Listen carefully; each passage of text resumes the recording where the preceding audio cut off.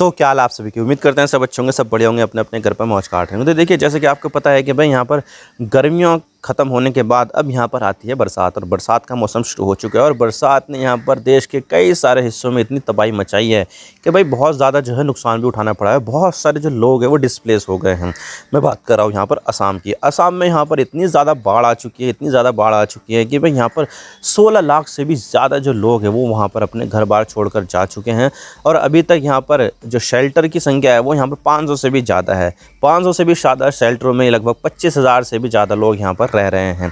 और यहाँ पर हालत इतनी ज़्यादा ख़राब हो गई है कि जो यूनेस्को वर्ल्ड हेरिटेज साइट वाला जो काजीरंगा नेशनल पार्क है, जहाँ पर गैंडे पाए जाते हैं असम में, तो वो जो काजीरंगा नेशनल पार्क है ना, उसका 80% से भी ज़्यादा हिस्सा जो है ना वो पानी में डूब चुका है। बहुत सारे जो ज़िला है वो पानी में जो है ना भर चुके हैं। यहाँ पर रोड पर पानी है, गांव के गांव डूब चुके हैं, नदियाँ बाढ़ में आ गई है। बहुत सारी जो नदियाँ हैं वो यहाँ पर डेंजर लेवल से भी ज़्यादा चल रही है। तो आज इसके बारे में पूरी डिटेल के साथ बात करते हैं कि भाई यहाँ पर आसाम में जो है ना बाढ़ क्यों आई है, और यहाँ पर हर बार जो है ना आसाम में बाढ़ ही आती क्यों है। तो आज इसके बारे में पूरी डिटेल के साथ बात करते हैं। लेकिन उससे पहले अगर आप चैनल पर नए हो तो सब्सक्राइब जरूर कर देना चैनल को, और वीडियो थोड़ी सी पसंद आए तो लाइक ज़रूर कर देना।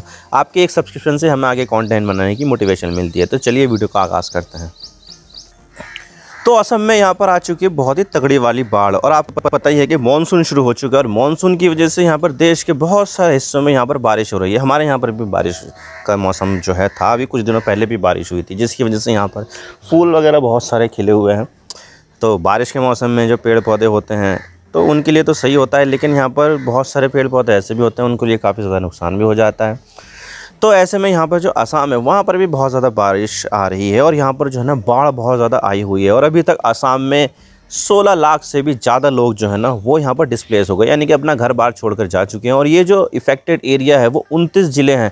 29 ज़िलों में यहाँ पर जो है ना बाढ़ आ चुकी है असम के। आप सोच सकते हैं कि बाढ़ यहाँ पर कितनी ज़्यादा आई होगी। और मैं आपको यहाँ पर मैप दिखाना चाहता हूँ कि देश के जो फ्लड प्रोन एरिया है वो कौन कौन से। तो आप देख सकते हैं कि यहाँ पर जो है ना उत्तर भारत में और पूर्वी भारत में यहाँ पर ज़्यादातर जो बाढ़ है वो हमें देखने को मिलती है। और ये जो बाढ़ देखने को कैसे मिलती है, यहाँ पर जो नदियों का जो पूरा जो मैदान है ना, गंगा यमुना नदी का जो पूरा मैदान है वहाँ पर उसके आसपास बाढ़ काफ़ी ज़्यादा आती है। और जो कोसी नदी है, गंडक नदी जो बिहार बंगाल उसकी तरफ जो आती है बाढ़, वहाँ पर भी बहुत तगड़ी वाली बाढ़ आती है। आप देख सकते हैं कि मैप में कि किस तरह से यहाँ पर जो है ना लाल लाल एरियो में यहाँ पर जो है ना बाढ़ का प्रकोप हमें दिखाई देता है।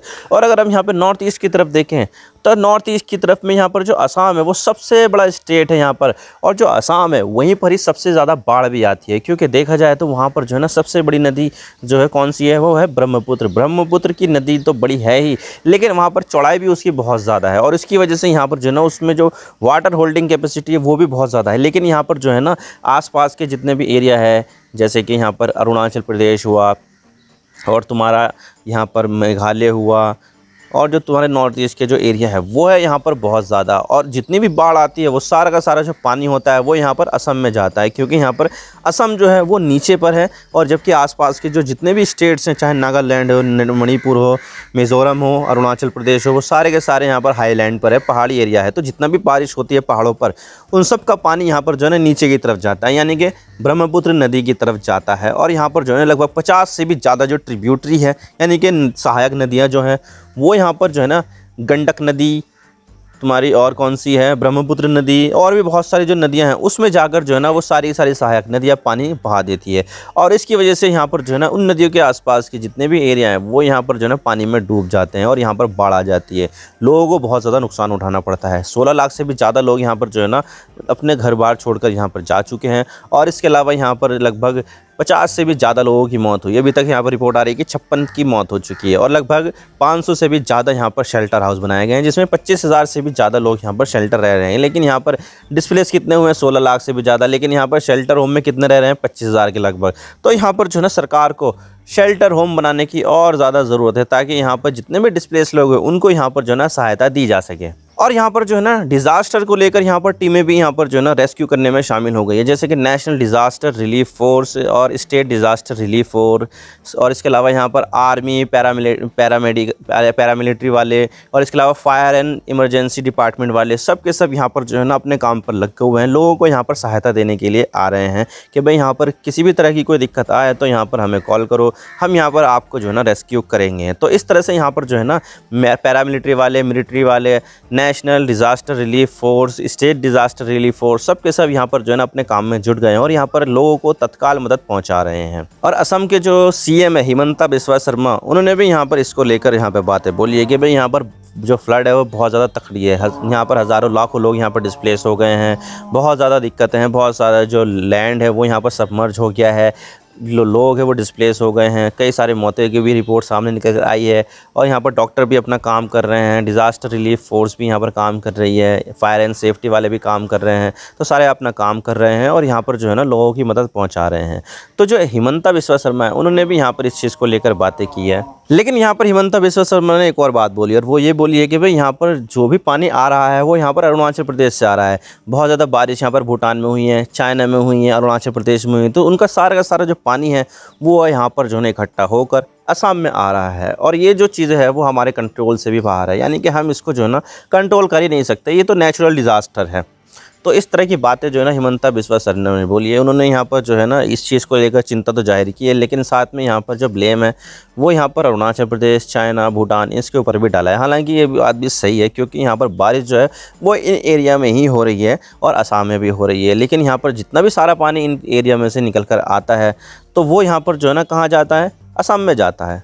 और वैसे भी देखा जाए तो जो असम है वहाँ पर ज़्यादातर हमें जो है ना पहाड़ देखने को नहीं मिलते हैं, हमें प्लेन एरिया ज़्यादातर देखने को मिलता है, जिसकी वजह से यहाँ पर जितने भी आसपास के जो पहाड़ है वो सारा का सारा पानी जो है ना असम में लेकर डालते हैं और इसी वजह से यहाँ पर जो है ना असम में बाढ़ आ जाती है। और यहाँ पर देखा जाए तो जितना भी टोटल एरिया है असम का, उसमें से जो 40% जो एरिया है वो यहाँ पर फ्लड प्रोन है, यानी कि बहुत ज़्यादा वल्नरेबल है। यानी कि यहाँ पर अगर बारिश आ जाए और यहाँ पर नदियों में पानी बढ़ जाए ना तो इन एरिया में यहाँ पर जो है ना बहुत ज़्यादा बाढ़ देखने को मिलेगी। ज़्यादातर जो असम है 40% के लगभग जो असम है उसमें यहाँ पर जो है ना बाढ़ आने का खतरा जो है ना हर साल रहता है। और असम में इतना ज़्यादा एरिया जो है ना फ्लड आती है उसमें कि भाई जितने भी देश में फ्लड आती है एक साल में उसका जो 10% का जो एरिया है वो यहाँ पर जो है ना असम में उपस्थित है। और असम में यहाँ पर बहुत ज़्यादा बाढ़ आ जाती है और हर साल लगभग 200 से भी ज़्यादा करोड़ का नुकसान जो है ना वो असम की बाढ़ से हो जाता है। और असम में जो बाढ़ आने का कारण जो है वो बारिश तो है, लेकिन यहाँ पर बहुत सारे दूसरे कारण भी है, जैसे कि यहाँ पर आपको पता है कि हर साल यहाँ पर असम में बाढ़ आ जाती है, जिसकी वजह से यहाँ पर जो है ना जो लैंड का जो इरोजन होता है वो बहुत ज़्यादा देखने को मिलता है, जिसकी वजह से यहाँ पर जो नदियाँ हैं वो यहाँ पर जो है ना चौड़ी होती जाती है, जिसकी वजह से यहाँ पर जो है ना लैंड ख़त्म हो जाता है और यहाँ पर उन एरिया में बाढ़ आ जाती है। और इसके अलावा यहाँ पर जो है ना ब्रह्मपुत्र नदी जो नॉर्थ ईस्ट की सबसे बड़ी नदी है, कुछ एरिया में तो 15 किलोमीटर से भी ज़्यादा चौड़ी है। अब आप सोचिए कि 15 किलोमीटर अगर चौड़ी कोई सी नदी होगी तो उसमें कितना पानी ज़्यादा रहेगा। और इतना ज़्यादा पानी आने की वजह से यहाँ पर जो है ना गाद भी जमा हो जाती है और यहाँ पर लैंड इरोजन होता है, तो यहाँ पर जो है ना नदियों से लाई हुई मिट्टी जो है ना वो भी यहाँ पर हर जगह फैल जाती है, जिससे जो रिवर का जो कैचमेंट एरिया होता है वो यहाँ पर बहुत ज़्यादा बढ़ जाता है। अब जब यहाँ पर रिवर का कैचमेंट एरिया बढ़ेगा तो जब भी यहाँ पर नदी में पानी आएगा, ज़्यादा होगा, तो नीचे तो है गाद और पानी जो है ना ऊपर बहेगा, तो ऊपर आने से ज़्यादा आने से जो है ना आसपास के जो एरिया है वहाँ पर भी बहुत ज़्यादा पानी बढ़ जाता है, बह जाता है, वहाँ पे बाढ़ आ जाती है। तो इसकी वजह से भी यहाँ पर जो है ना कई सारी जो है ना बाढ़ें हमें देखने को मिलती है। और यहाँ पर अभी भी जो आ रहा है वो भी ऐसा ही हो रहा है भाई, यहाँ पर नदियाँ जो है ना वो ज़मीन काट देती है, गाद जमा देती है, जिससे नदियों की जो गहराई है वो कम हो जाती है। तो जो भी नदियों में पानी आ जाता है तो आसपास के जो एरिया है वहाँ पर बढ़ जाता है और वहाँ पर जो है ना बाढ़ लेकर आ जाती है। और इसके अलावा यहाँ पर और भी बहुत सारे दूसरे कारण हैं, जैसे कि यहाँ पर पॉपुलेशन का बूम हो जाना, जिसकी वजह से यहाँ पर जितने भी लैंड है उनकी कमी हो जाती है और हमें यहाँ पर और ज़्यादा प्रॉब्लम देखने को मिलती है। और इसके अलावा यहाँ पर जो भी फार्म लैंड है, इरोजन होने से यहाँ पर फार्म लैंड है वो यहाँ पर जो है ना कम हो जाता है, जिसकी वजह से यहाँ पर जो है ना एग्रीकल्चर सेक्टर पर भी काफ़ी ज़्यादा नुकसान उठाना पड़ता है। और इसके अलावा यहाँ पर इंक्रोचमेंट बहुत ज़्यादा हो जाती है। नदी के आसपास का जो एरिया है वहाँ पर जो है ना कब्जा कर लेते हैं लोग और वहाँ पर जो है ना अपना घर बनाते हैं, बिल्डिंग बनाते हैं, फैक्ट्री बनाते हैं, जिसकी वजह से यहाँ पर जो है ना नदियाँ और ज़्यादा कम होती जाती है, जिसकी वजह से यहाँ पर पानी निकलने का जो रास्ता है वो छोटा होता जाता है। लेकिन यहाँ पर जो नदियाँ हैं वो बाढ़ के साथ साथ जो है ना गाद भी तो लेकर आती है, तो वहाँ पर वो जमाती रहती है, तो नदिया का एरिया छोटा हो जाता है, गहराई कम होती है, जिसकी वजह से जो पानी आ जाता है अचानक से वो सब जगह बढ़ जाता है, फैल जाता है और यहाँ पर जो है ना वो बाढ़ लेकर आता है। और इसकी वजह से यहाँ पर असम को हर साल यहाँ पर सैकड़ों हज़ारों करोड़ों का नुकसान जो है ना वो उठाना पड़ता है। और यहाँ पर इसके अलावा सरकार भी यहाँ पर कोशिश करती है कि भाई यहाँ पर जो है ना एम्बैंकमेंट बनाए, यानी कि नदी के आसपास जो है ना ऐसा एरिया बनाया कि भाई यहाँ पर बाढ़ का पानी आए तो वहाँ पर जो है ना आगे बढ़ ना पाए। जैसे कि मिट्टी के कट्टे रख देते हैं, रेत के कट्टे रख देते हैं, तो इससे क्या होता है कि भाई यहाँ पर जो है ना नदियाँ जो है ना वो ज़मीन को काट नहीं पाती है, लैंड इरोजन हो नहीं पाता है। लेकिन यहाँ पर जब भी बारिश ज़्यादा तेज़ आती है तो यहाँ पर जो एम्बैंकमेंट है वो ही यहाँ पर बह जाते हैं और यहाँ पर नदियाँ जो है वो और ज़्यादा लैंड का इरोजन करती रहती है। तो इसके लिए भी जो है ना फाइनल सोल्यूशन अभी तो नहीं है, लेकिन पता नहीं है अब कब जाके निकलेगा, क्योंकि यहाँ पर जो बारिश हो जाती है तो बहुत ज़्यादा जो है ना हालत ख़राब हो जाती है असम की।